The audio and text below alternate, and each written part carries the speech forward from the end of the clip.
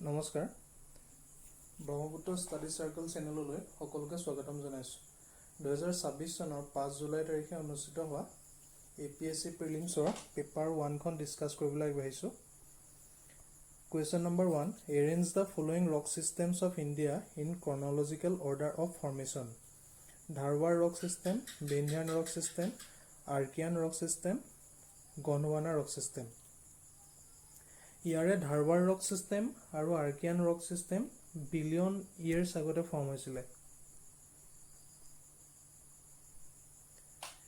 আৰু Vindhyan rock system আৰু Gondwana rock system million ইয়েৰ্ছৰ আগত গতিকে 2 আৰু 4 টো পিছত হ'ব এটা ধাৰৱাৰ আৰু আৰ্কিয়ানৰ ভিতৰত সবতকৈ পুৰণাটো হৈছে আৰ্কিয়ান ৰক চিষ্টেমটো 2.5 ৰ পৰা 4 বিলিয়ন ইয়েৰ্ছ আগতে ফৰ্ম হৈছিলে আৰু ধাৰৱাৰ ৰক চিষ্টেমটো 2.5 ৰ পৰা 1.8 বিলিয়ন ইয়েৰ্ছ আগতে ফৰ্ম হৈছিলে গতিকে সকলোতকৈ পুৰণাটো হ'ব আৰ্কিয়ান তাৰ পিছৰটো হ'ব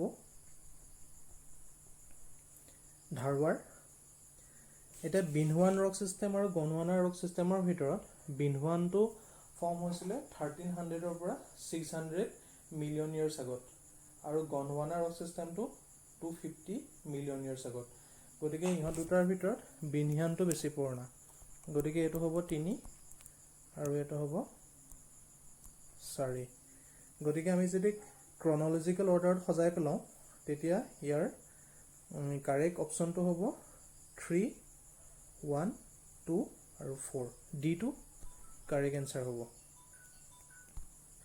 question number 2 consider the following pairs alluvial soil Brahmaputra and Barak valleys red soil Karbi Anglong and North Kasar hills laterite soil Meghalaya plateau fringe areas আৰু sandy soil river islands shores and river beds এটা ইয়াত চাবলৈ গ'লে গোটেইকেইটা অপচনে correct গতিকে ইয়াৰ শুদ্ধ উত্তৰটো হ'ব D2 1 2 3 and 4 চাৰিটা অপচনে ইয়াত শুদ্ধ Question number 3.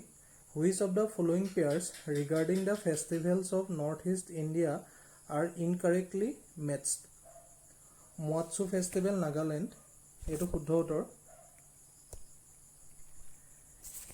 এই ফেষ্টিভেলটো মে মাহৰ 1 তাৰিখৰ পৰা 3 তাৰিখলৈকে আও নাগা ট্ৰাইব সকলে পালন কৰে 2 নম্বৰটো বৈশাগু ফেষ্টিভেল মেঘালয়া এটো ভুল বৈশাগু ফেষ্টিভেল আমাৰ অসমত বড়োসকলে বহাগ বিহুত 7 দিনীয়াকৈ পালন কৰে তাৰ পিছতে সাংগাই ফেষ্টিভেল মণিপুৰ এটো শুদ্ধ নৱেম্বৰ 21 তাৰিখৰ পৰা 30 তাৰিখলৈকে 10 দিনীয়াকৈ মণিপুৰত এই উৎসৱটো পালন কৰা হয় 4 নম্বৰটো থাবাল সংগবা এটো মিজোৰামত বুলি দিছে এটো ভুল হৈছে থবাল সংগমাটো মণিপুৰী সকলে পালন কৰে আৰু এটো 5 দিনীয়াকৈ পালন কৰা হয় এটো মণিপুৰ হ'ব লাগিছিল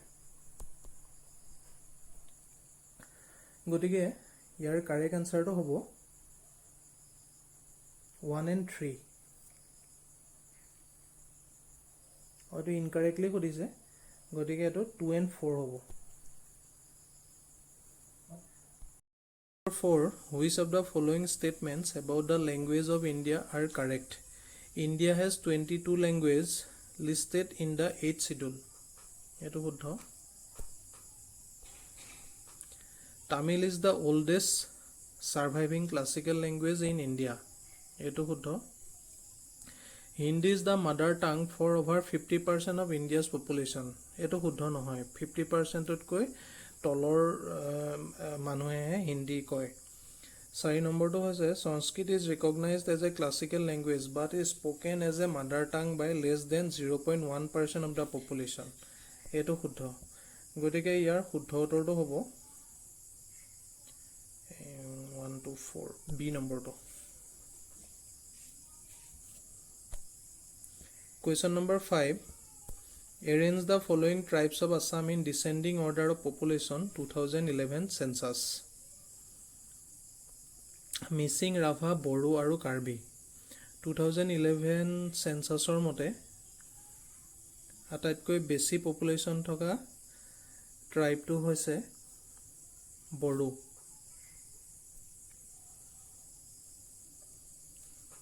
আৰু তাৰ পিছতে হ'ব মিচিং, তাৰ পিছত হ'ব কাৰ্বি,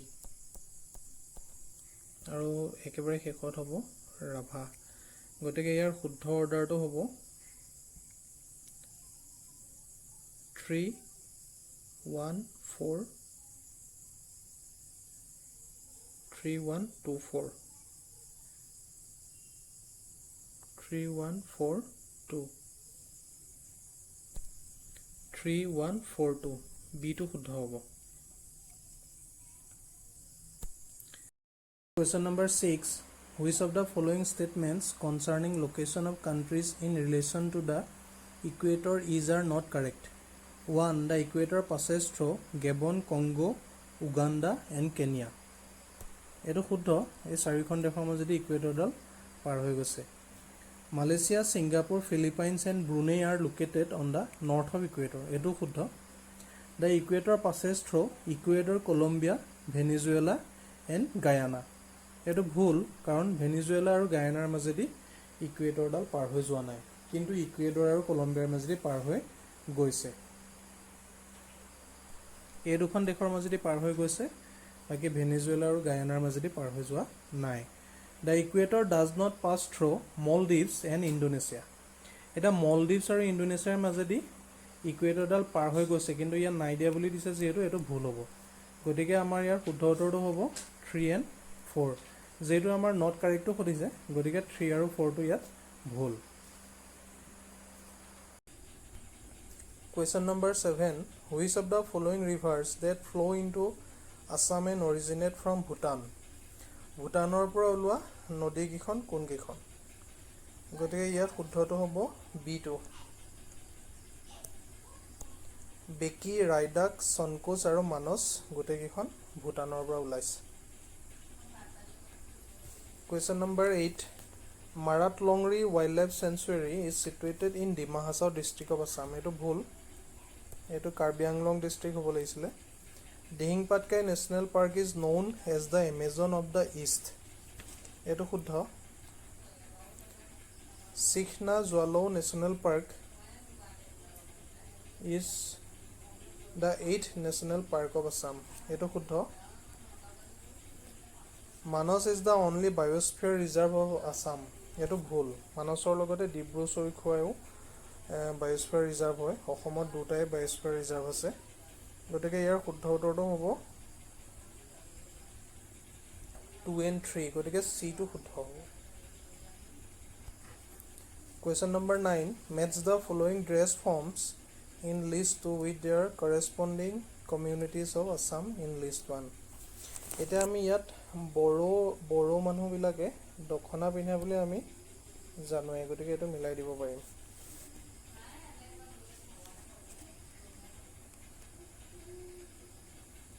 তাৰপিছত পকক ড্ৰেছটো কাৰ্বিসকলৰ। পকক ড্ৰেছটো কাৰ্বিসকলে পিন্ধে, আৰু ডিমাচাসকলে ৰিজাম ফাইনটো পিন্ধে, আৰু ৰাভাসকলে পিন্ধে কামবাং। গতিকে ইয়াৰ শুদ্ধ উত্তৰটো হ'ব বিটো। Match the following wildlife sanctuaries in list 1 with their corresponding features in list 2. Question number 10. ইয়াত পবিতৰা হ'ব হাই ৰাইনো ডেন্সিটি। পবিতৰাত এশিঙীয়া গঁড় বহুত পোৱা যায়,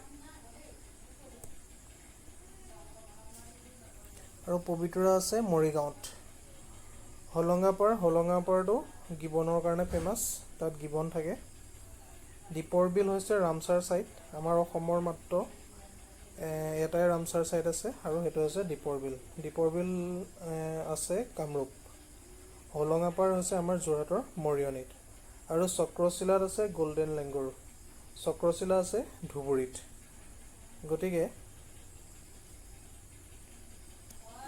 ইয়াৰ শুদ্ধ উত্তৰটো হ'ব